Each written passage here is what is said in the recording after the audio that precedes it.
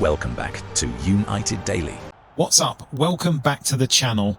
On today's show, Mark Goldbridge says Andrey Santos could be a panic buy for Manchester United. We also have Ben Jacobs confirming United's interest in Bournemouth midfielder Alex Scott before heading back to Mark Goldbridge, who has been discussing Brighton's Carlos Baleba as another potential Manchester United transfer target. So let's get straight into it. Manchester United's search for midfield reinforcements continues. And the first name making headlines today is Chelsea's. Andrey Santos has been one of the standout young midfielders to emerge over the past couple of years. After impressing during his development, there's now increasing speculation surrounding his long-term future at Chelsea, with several clubs reportedly keeping tabs on his situation.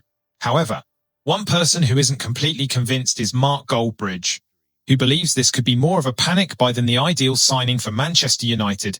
Let's hear exactly what Mark had to say. I suppose this is the one we all missed, and if you didn't miss it, fair play, because it's the most logical story. We really missed this. I've been talking about Manu Kone, I've been talking about Angelo Stiller. Andrey Santos of Chelsea as the panic signing in the midfield makes total and utter sense. And much the same as I was saying, Manu Kone was a player that we spoke about last summer that the club spoke about, they had talks with. Andrey Santos, I apologize for missing it. It absolutely is so logical when you think about it, because this is a player that we have been linked to quite a lot over the last season. He's a player that Fival bought when he was at that brief period at Chelsea. He's a young player. He's a player that Chelsea want to sell, and he's a player that we will overpay for. And therefore, I think that this story, which is coming in from, I think it's coming in The Guardian, this lunchtime actually, that Manchester United are targeting Andrey Santos. But Chelsea do value him at £50 million. Now Newcastle are linked with him as well. Chelsea need to sell to help Xabi Alonso rebuild his squad. And Santos would be interested in moving to get more minutes. So, whether you agree or disagree, it certainly raises an interesting debate.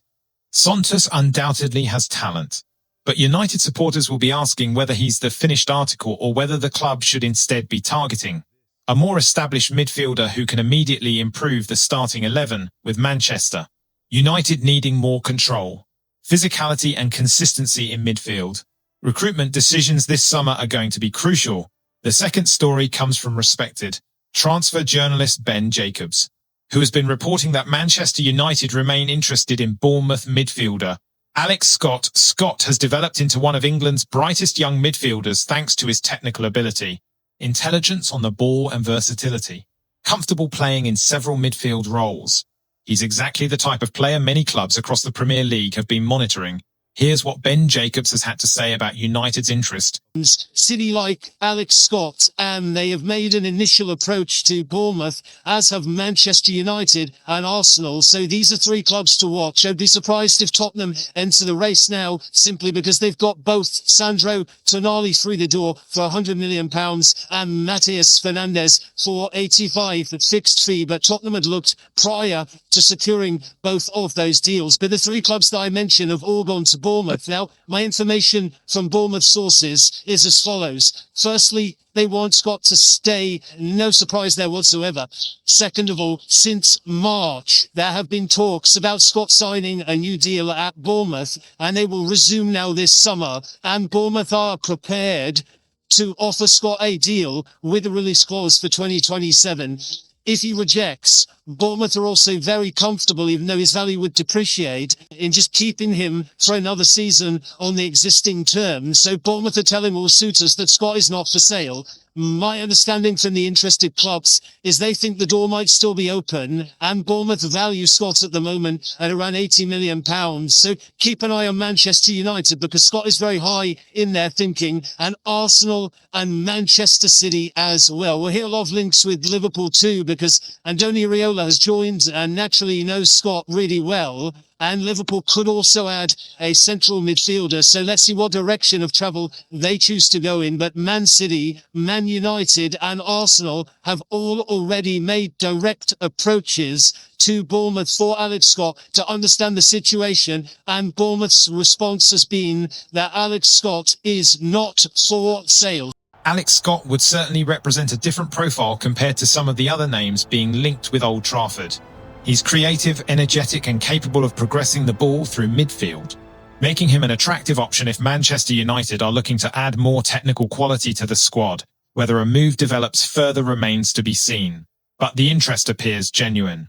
And it's another name worth keeping a close eye on as the transfer window unfolds. Finally, we head back to Mark Goldbridge, who has also been discussing Brighton's Carlos Baleba. Baleba's stock has risen, dramatically following another impressive spell at Brighton. Powerful, athletic and comfortable, both winning possession and driving the team forward.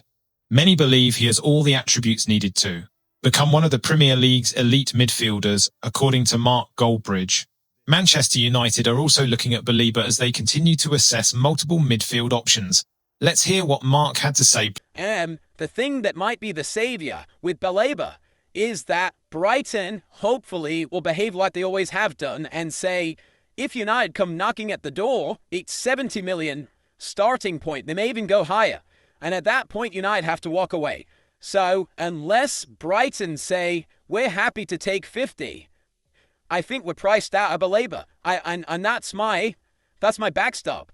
That's my jail card. I think Brighton will save us from Baleba because personal terms aren't a problem. He's begging it. He's desperate to come to United. Absolutely, we know that. Bloody hell, both match days last season, he's there, on Instagram. So he's desperate to come to United. United are stupid enough to do it. Personal terms are easy, but I think Brighton might save us by putting the price too high for us. I mean, if they knock it down below 60, we might be in trouble. Robert McCormack says, all roads lead to Wharton. I mean, Wharton, honestly, Robert, I would take Wharton over Baleba every day of the week because he's homegrown, he's better. But what I will say is Wharton's the same as Scott. There is a contract there that makes Palace and Bournemouth very, very strong, and they will demand £80 million. I mean, has anybody actually thought about this?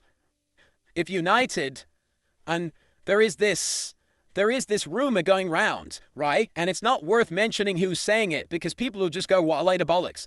But there is a rumor going round, the industry, I suppose, that Man United will start talks this week with Bournemouth. They're not working weekends at the moment. Have you noticed that? Nothing happens at the weekend with United again. But you know what? In fairness to United, when you sack half your workforce, you probably are going to say take weekends off. We can't afford to pay the overtime. So the talk is that we will begin talks with Bournemouth this week. Right.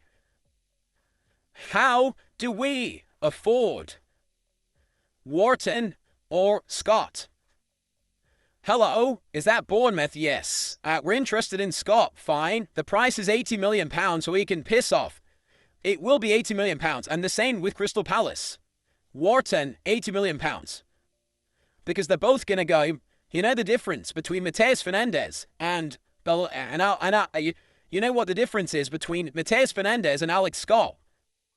Yeah, nothing. There is no difference. In fact, one of them's got a British passport. You know what the difference is between Mateus Fernandes and Adam Wharton? Yeah, nothing. There's no difference in RI, and he's British. So 80 million. Starting price, please. I can't see how either player is less than £80 million. And I cannot deal with people going, well, I think he's worth 60. Yeah, I thought Mateus Fernandes was worth 60. Didn't work out that way, did it? So Baleba is likely to be one of the most expensive options on Manchester United's shortlist. Brighton have a reputation for demanding premium fees for their best players. And if United decide to pursue him seriously, it won't come cheaply. What's becoming increasingly clear is that Manchester United aren't focusing on just one midfielder. The recruitment team appear to be exploring several options before making a final decision, ensuring they bring in the right player rather than rushing into a signing. So, today's midfield shortlist includes Andrey Santos, Alex Scott and Carlos Baleba, 3 talented players, each offering something different, but all reportedly attracting interest from Manchester United. Now it's over to you. Which midfielder would you sign? Would you take Santos, Scott or Baleba? Let us know your choice down in the comments below. If you've enjoyed today's transfer roundup, don't forget to like the video, subscribe to United Daily, and turn on notifications so you never miss the latest Manchester United transfer news. Thanks for watching.